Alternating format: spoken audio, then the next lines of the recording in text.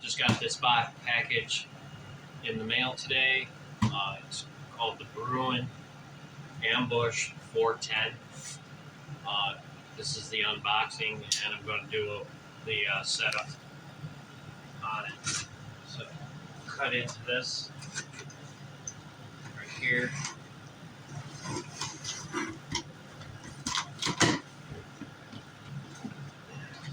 Package slip.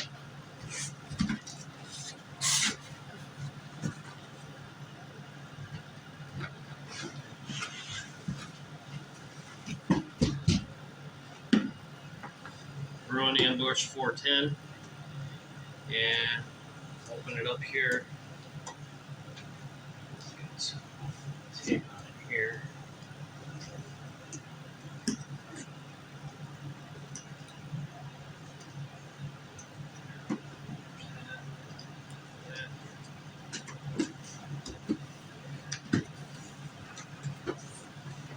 The reason I went with the Ambush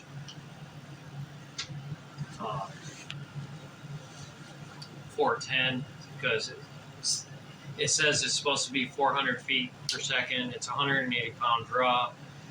It weighs about 8 pounds.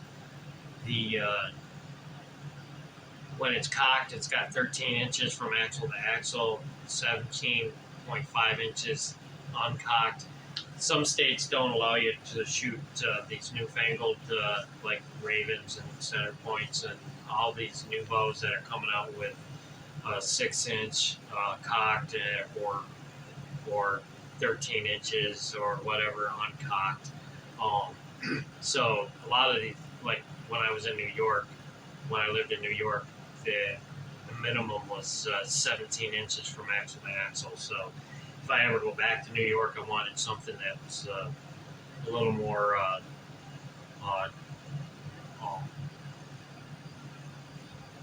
universal as far as being able to hunt with. I have a Wrath 430. I can take the Wrath 430 bolts that I use for that, which are the headhunters. They're moon knock, and this has moon knocks on it. It's supposed to have the moon knocks. So I'm going to open this up. I'm going to put it together. Okay.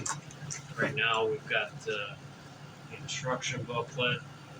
It comes with, here's the, they really box this really good. So, got zip ties on it.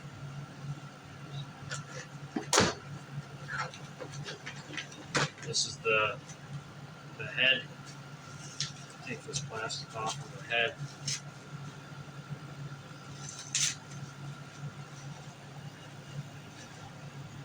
Okay, and then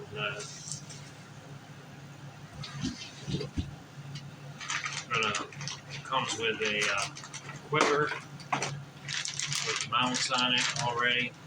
We'll get into that after I get the bow together.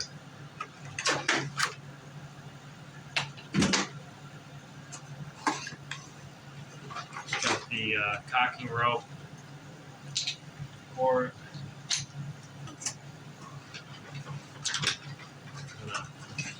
Pull this out. Here's the riser. It's got a self-adjusting stock.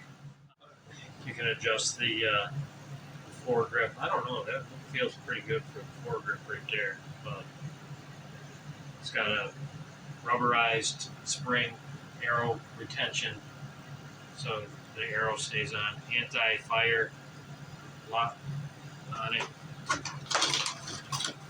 The bolts are carbon bolts, but I'm going to use the headhunters on these, on this one.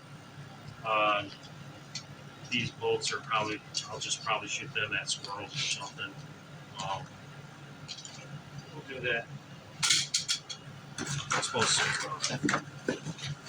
comes with a sling, rail loop, wrenches,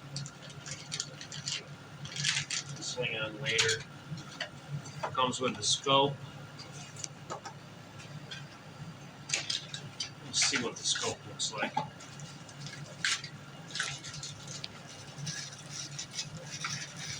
Mini scope.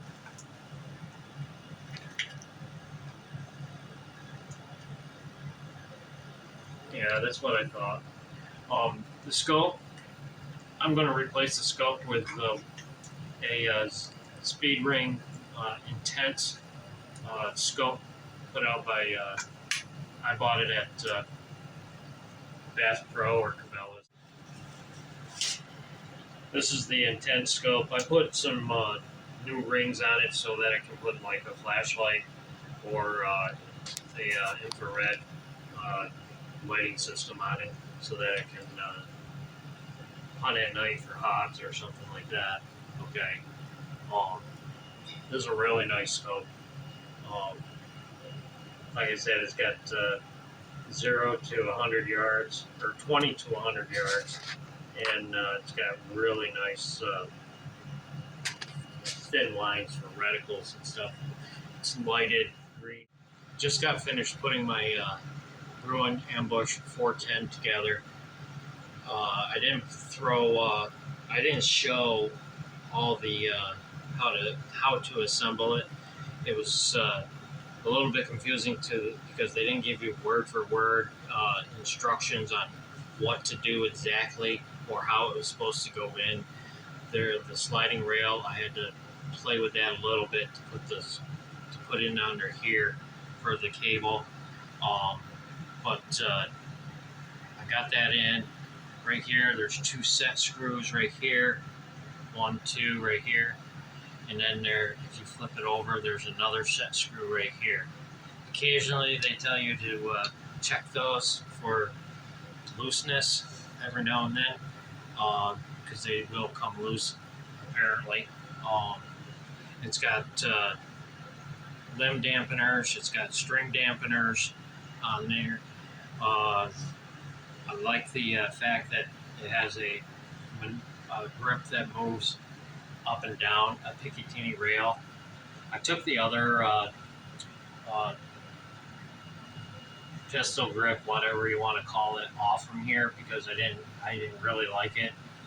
It was kind of chintzy, it was kind of flimsy and stuff, so I like everything tight and that doesn't make noise. So I got a different scope on here. I got an intense. I got it at Cabela's. It's a 3 to 9. Actually, it's a speed ring, and it's a 1.5 by 32. 1.5 to 5 by 32 lighted reticle scope. It's got really fine hairs in there, so I really like that type of a scope. But instead of the one that came with it, it had multi reticles, but I didn't like the boldness of the lines and stuff. So this is a 20 to 100 scope. I'm never going to shoot 100 yards, but 30, 40 yards will go with that. The adjustable stock, I like the adjustable stock because it's a set screw right here. It comes with the wrench, and then you just turn the set screw on that stock. I haven't moved it. I like it where it is. This flips up and down. Okay. It does have a place back here for a crank. You can put a crank on it.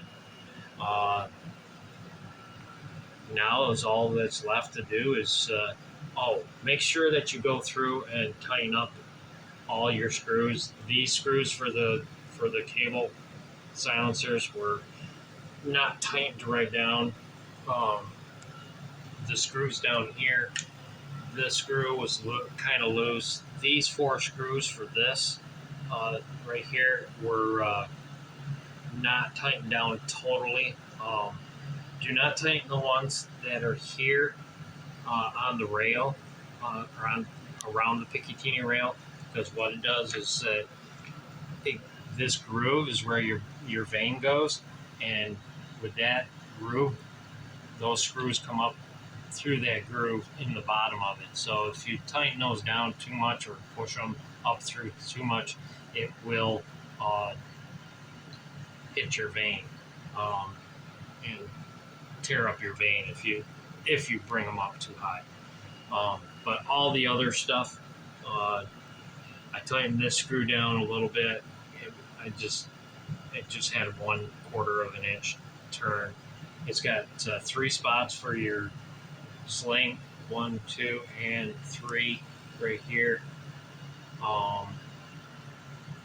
So now it's all left to do is go and shoot it. I'm going to go over to a friend of mine. He's a Killer Instinct crossbow shooter. His name's Tyree Appleberry.